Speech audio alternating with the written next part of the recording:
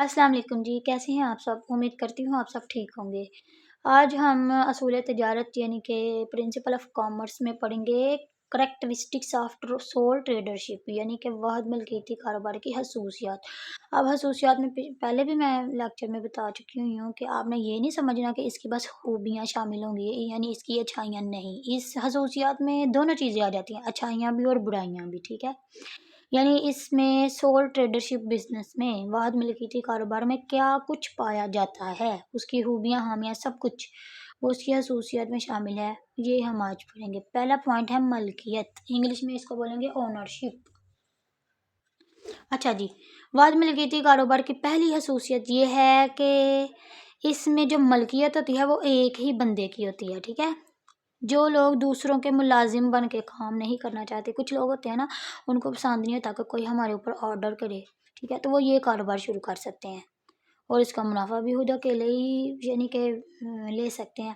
کچھ لوگوں کو پسند نہیں ہوتا کسی کے انڈر میں رہ کے کام کرنا، ٹائم پہ کام کرنا نہیں، کچھ لوگوں کو یہ مائنڈ ہوتا کہ ہم اپنی مرضی سے جب چاہے کام کریں، تو وہ یہ والا کاروبار شروع کر سکتے ہیں، یہ اس کی خصوصیت ہے، ٹھیک ہے؟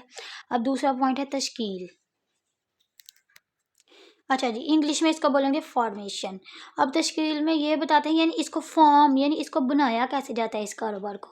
تو سب سے پہلے بات، اس کاروبار کو شروع کرنے کے لیے حکومت سے کسی اجازت نامے کی ضرورت نہیں لینی پڑتی۔ اجازت نامہ یعنی رجسٹریشن ہوتی ہے، رجسٹر کروانا پڑتا ہے، ٹھیک ہے نا؟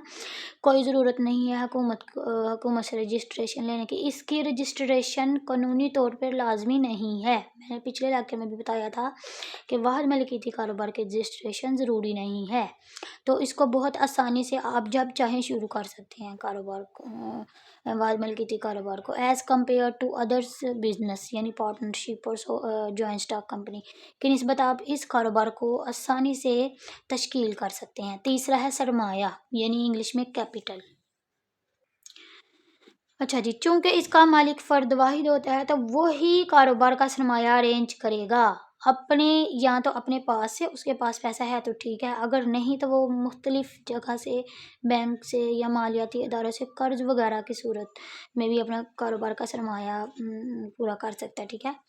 تو ادھر انہوں نے بتایا وہ سرمایہ نقد اشیاء یا مختلف اثاثہ جات۔ نقد اشیاء یعنی جیسے کوئی بھی چیزیں وغیرہ ہوتی ہیں جن کی کوئی نہ کوئی قیمت ہوتی ہے۔ اثاثہ جات کیا ہوتا ہے جی؟ کوئی بھی یعنی فرنیچر وغیرہ ہو گیا، یہ سب کچھ تو وہ خود ہی اس نے سب کچھ کرنا ہوتا ہے، اگر اس کے پاس اپنا پیسہ کم ہے تو وہ قرض وغیرہ بھی لے سکتا ہے۔ چوتھا پوائنٹ ہے کاروبار کا انتظام، مینجمنٹ آف بزنس۔ کاروبار کے انتظام میں یہ بات ہے کہ اس کا مالک ایک ہی بندہ، واحد ملکیتی کاروبار کا مالک فرد واحد ہوتا ہے تو وہ اکیلا ہی سب کچھ کرے گا، یعنی بزنس کی پالیسیاں خود ہی بنائے گا، ان کو عملی جامہ یعنی کہ ان پہ کام خود ہی کرے گا، سب کچھ انتظام و انصرام پڑا تھا نا اس کی ڈیفینیشن میں، وہ سب کچھ خود ہی کرے گا۔ اگرچہ اس کا بزنس تھوڑے بڑے اسکیل کا ہے تو وہ یعنی کہ اپنی کچھ ذمہ داریاں اپنے کسی قابل اعتماد، جس پہ وہ بہت زیادہ اعتماد کرتا ہو، جو بندہ اس قابل ہو، اس کو سونپ سکتا ہے اپنی کچھ ذمہ داریاں، ٹھیک ہے، تاکہ تھوڑا ریلیکس ہو سکے۔ اب پانچواں پوائنٹ ہے منافع کی تقسیم، پروفٹ۔ اچھا جی، اب منافع کی تقسیم میں یہ بات شامل ہے کہ فرد واحد ہی پیسے لے کے آتا ہے، اب منافع ہوگا تو فرد واحد ہی کی جیب میں جائے گا، ٹھیک ہے نا؟ منافع یا نقصان تو ہر کاروبار میں ہوتا ہے، یا تو آپ کو منافع ہوگا یا آپ کو نقصان ہوگا، ٹھیک ہے؟ اور چونکہ پیسہ سارا ایک ہی بندے نے لگایا ہے تو منافع بھی اسی بندے کی جیب میں جائے گا، ٹھیک ہے؟ انتظام و انصرام سب کچھ ایک ہی بندہ کر رہا ہے تو سب کچھ اس آدمی کے، اگر نقصان ہوگا نا تو وہ بھی اس کی خود ہی برداشت کرے گا، ٹھیک ہے نا؟ منافع خود ہی لے رہا ہے تو نقصان بھی وہ خود ہی لے گا۔ اب چھٹا پوائنٹ ہے قانونی حیثیت۔ اچھا جی، قانونی حیثیت کو انگلش میں بولیں گے لیگل اینٹی۔ اب چونکہ میں نے آپ کو بتایا ہوگا اس کو قانونی طور پر رجسٹرڈ کروانا ضروری نہیں ہے، اس کی رجسٹریشن قانونی طور پر ضروری نہیں ہے، تو حکومت اس کو ایک علیحدہ سے بندہ نہیں سمجھے گی اس کاروبار کو، ٹھیک ہے؟ اس میں کاروباری آدمی اور کاروبار ایک ہی آدمی کو سمجھے گی، ٹھیک ہے؟ اس کی خود سے کوئی قانونی حیثیت نہیں ہے، as compare to other businesses, ٹھیک ہے؟ اگر کوئی جھگڑا وغیرہ ہو جاتا ہے تو حکومت جو ایکشن لے گی، ٹھیک ہے، تو وہ کاروبار کے उस बंदे जो वाहद आजर रहता है ना उसके खिलाफ एक्शन ले सकती है, कारोबार के खिलाफ नहीं, क्योंकि दोनों है ही एक बंदे। अब इसकी एग्जांपल कानूनी हैसियत की ये है, जैसे कि वो पेट्रोल पंप है, ठीक है?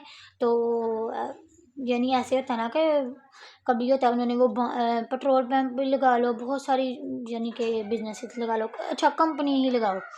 मैं कानूनी हैसियत समझाने के लिए बता रही हूँ। जैसे ये स्टोर, करियाने स्टोर वाला अगर कोई भी कानून की खिलाफवर्जी करता है या कुछ भी करता है, तो लोग अगर कोई कानूनी एक्शन लेंगे तो करियाने स्टोर वाले को जेल में भिजवा देंगे। ये तो नहीं कारोबार को पकड़ के जेल में, उसका कारोबार चलता रहेगा as compare to other business. जैसे कि जॉइंट स्टॉक कंपनी में सर्फ़ बनाने वाली कंपनी है, ठीक है? तो वो कोई अच्छी सर्फ़ नहीं बना रही, उसमें गलत मटेरियल यूज़ कर रही है, तो कोई भी बंदा उसके खिलाफ कानूनी कार्रवाई कर सकता है। तो वो बंदा तो जेल में होगा बनाने वाला, और कारोबार भी बंद हो जाएगा। जितनी देर तक कानूनी कार्रवाई चलती रहेगी वो कारोबार बंद रहेगा। जब कानून की नज़र में वो बरी हो जाएंगे तो उनका कारोबार फिर से स्टार्ट हो जाएगा, ठीक है? 7 वाला पॉइंट है गैर महदूद ज़िम्मेदारी, अनलिमिटेड लायबिलिटी। अच्छा जी, गैर महदूद ज़िम्मेदारी यानी अनलिमिटेड लायबिलिटी में ये बात शामिल है कि वाहद आजर यानी जो ये इसका मालिक होता है ना इस बिज़नेस का, उसकी ज़िम्मेदारी गैर महदूद होती है।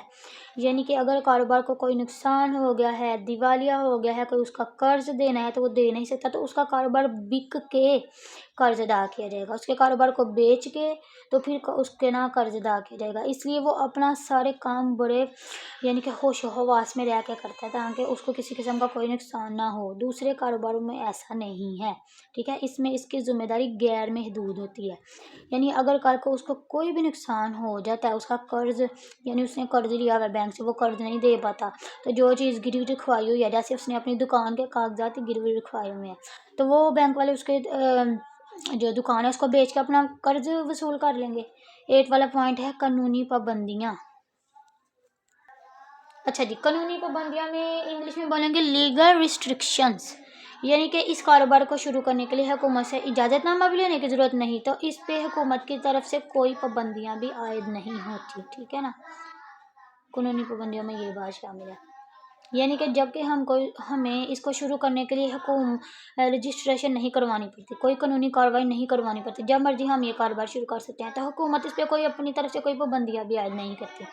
लेकिन कुछ महसूस कारोबार होते हैं जिनमें हुकूमत से इजाज़तनामा लेना पड़ता है। जैसे मेडिकल स्टोर है, उसको जिसने मेडिकल स्टोर यानी ओपन करना है, उसकी ओपनिंग, वो बाकायदा अपना वो सर्टिफिकेट दिखाएगा, अपनी क्वालिफ़िकेशन सब कुछ, वो जो कागज़ात हैं, सब सर्टिफिकेट सब कुछ उनको दिखाएगा हुकूमत की तरफ से इजाज़तनामा लेने के लिए। वो फॉर्म में जो कुछ उन्होंने बोला होगा वो सब कुछ फिल करेगा, ठीक है? ये जो है ना, आज लेक्चर बहुत ज़्यादा लंबा हो जाएगा, इसलिए मैं आज इधर ही एंड कर रही हूँ। बाकी अगले लेक्चर में समझाऊंगी। उम्मीद करती हूँ आपको आज के लेक्चर की समझ आई होगी। मिलते हैं नेक्स्ट लेक्चर में। अल्लाह हाफिज़।